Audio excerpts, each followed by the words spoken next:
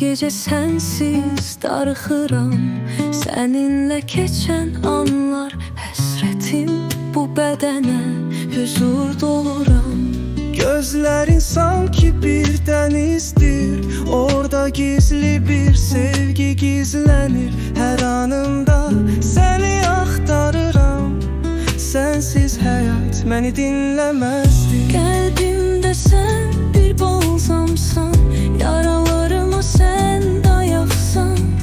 Sensiz yaşamaq çətindir, sənlə hər şey bir başqadır.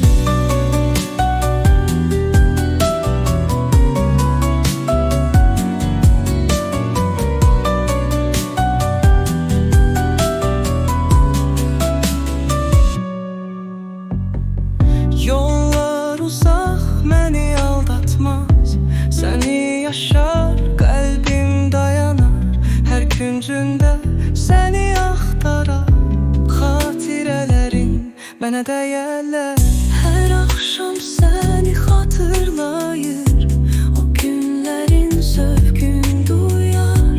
Səninlə dolu hər anı, xatirələrin məni yaşadar. Kalbimde sen bir balzamsan, yaralarıma sen dayaksan.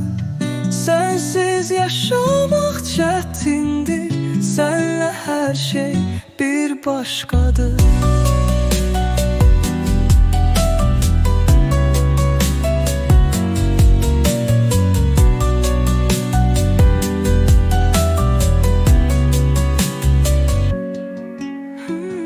Hər axşam səni xatırlayır, o günlərin zövqün duyar. Sənin